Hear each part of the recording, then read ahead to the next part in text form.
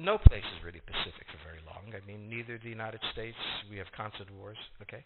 Europe will, I suspect, not return to the 31 years, but it will return to humanity. They will have their wars, they will have their peace, they will live their lives. It will not be 100 million dead, but the idea of the European exceptionalism, I think, is the one suffering the first death. There will be conflict. There was conflict in Yugoslavia, and there's certainly conflict now in Ukraine. As to the relationship to the United States, we no longer have a relationship with Europe. We have a relationship with Romania, we have a relationship with France. There is no Europe to have a relationship with. Yes, the gentleman in the fourth row over here. Excuse me. By the way, I'm a subscriber. Is Islamic extremism really the major threat to the United States, and will it die on its own, or will it keep growing? It is a problem to the United States. It is not an existential threat. It has to be dealt with, but it has to be dealt with proportionately. We have other foreign policy interests. So, the primordial interest of the United States, over which for a century we have fought wars, the First, Second Cold War, has been the relationship between Germany and Russia, because united they are the only force that could threaten us, and to make sure that that doesn't happen. What you do, if you're a Ukrainian, is essentially reach out to the only country that will help you, which is the United States. Last week, 10 days ago, General Hodges, Commander U.S. Army Europe, visited Ukraine. He announced that U.S. trainers would now officially be coming, not just unofficially coming. He actually pinned medals on Ukrainian fighters, which by protocol of the military is not the way. Foreigners don't get to pin on, medals, but he did, showing that this was his army.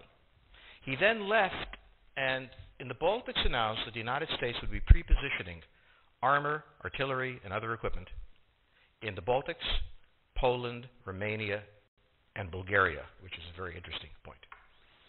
So the United States, and now yesterday the United States announced that it would be sending weapons. Tonight, of course, they denied it, but they are. The weapons will go. In all of this, the United States has acted outside the context of NATO. Because NATO has to have a 100% vote. Any one country can veto anything. And the Turks will veto it just for giggles. The point is that the United States is prepared to create a cordon sanitaire around Russia. Russia knows it. Russia believes that the United States intends to break the Russian Federation. I think that, as Peter Lorre put it, we don't want to kill you, we just want to hurt you a little bit. Either way, we are back at the old game. And if you go ask a Pole or a Hungarian or a Romanian, they live in a totally different universe from a German. And they live in a totally different universe from a Spaniard. So there is no commonality in Europe. But if I were a Ukrainian, I would do exactly what they're doing. Try to draw the Americans in. The United States has a fundamental interest. It controls all the oceans of the world. No power has ever done that. Because of that, we get to invade people and they don't get to invade us. It's a very nice thing. Maintaining control of the sea and control of space is the foundation of our power. The best way to defeat an enemy fleet is to not let it be built. The way the British managed to make certain that no European power could build a fleet was to make sure the Europeans were at each other's throats. The policy that I would recommend is the one that Ronald Reagan adopted toward Iran and Iraq. He funded both sides so they would fight each other and not fight us. This was cynical. It was certainly not moral. It worked. And this is the point. The United States cannot occupy Eurasia. The moment the first boot sets the ground, the demographic differential is we are totally outnumbered.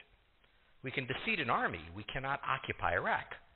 The idea that 130,000 men would occupy a country of 25 million, well, the ratio in New York of cops to citizens was greater than we had deployed in Iraq.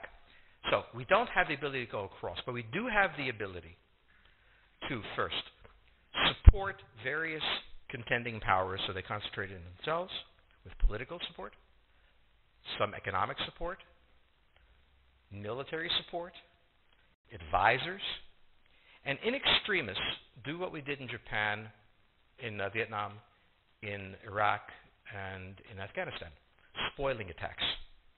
The spoiling attack is not intended to defeat the enemy. It's intended to throw him off balance. What we did in each of these wars, in Afghanistan, for example, is we threw Al-Qaeda off balance. The problem we have, since we're young and stupid, is that having thrown them off balance, instead of saying, okay, job well done, let's go home, we said, well, that was easy. Why don't we build a democracy here? This was the moment of dementia that came in. The answer, therefore, is the United States cannot constantly be intervening throughout Eurasia. It must be selectively intervening and very rarely. That is the extreme moment. We cannot, as the first step, send American troops. And when we send American troops, we have to clearly understand what the mission is, limit it to that, and not develop all sorts of psychotic fantasies. So hopefully we've learned that this time. It takes a while for kids to learn lessons. But I think you're absolutely right. We cannot, as an empire, do that. Britain didn't occupy India. It took various Indian states and turned them against each other and provided some British officers for an Indian army. The Romans did not send vast armies out there. It placed kings like, various kings it created under the emperor, and those kings were responsible for maintaining the peace. Pontius Pilate was an example. So empires that are directly governed by the empire, like the Nazi Empire, fail. No one has that much power. You have to have a level of cleverness. However, our problem is not yet that. It is actually admitting that we have an empire. So we haven't even gotten to that point where we don't think we can kind of go home and it'll be over and done. And so we're not even ready for chapter 3 of the book. The question on the table for the Russians is, will they retain a buffer zone that's at least neutral? Or will the West penetrate so far in the Ukraine that they're 70 miles away from Stalingrad and 300 miles away from Moscow? For Russia, the status of Ukraine is an existential threat. And the Russians cannot let go. For the United States, in the event that Russia holds onto the Ukraine, where will it stop? Therefore, it's not an accident that General Hodges, who's been appointed to be blamed for all of this, is talking about prepositioning troops in Romania, Bulgaria, Poland, and the Baltics. This is the intermarium, from the Black Sea to the Baltic, that Pilsudski dreamt of. This is the solution for the United States. The issue to which we don't have the answer is, what will Germany do? So the real wild card in Europe is that as the United States builds this cordon sanitaire, not in Ukraine but to the west, and the Russians try to figure out how to leverage the Ukrainians out, we don't know the German position. Germany is in a very peculiar position. Its former Chancellor, Gerhard Schroeder, is on the board of Gazprom. They have a very complex relationship to the Russians. The Germans themselves don't know what to do. They must export. The Russians can't take up the export. On the other hand, if they lose the free trade zone, they need to build something different. For the United States, the primordial fear is Russian capital, Russian technology, German technology and German capital, Russian natural resources, Russian manpower, as the only combination that has for centuries scared the hell out of the United States. So how does this play out? Well, the U.S. has already put its cards on the table. It is the line from the Baltics to the Black Sea.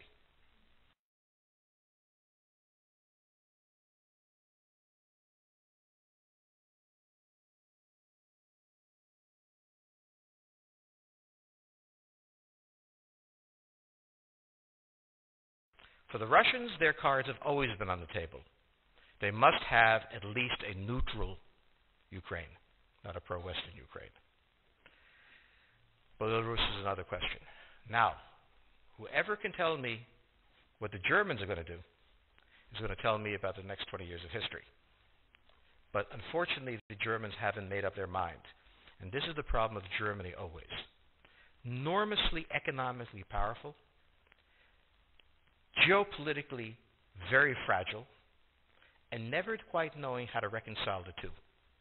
Ever since 1871, this has been the German question, the question of Europe.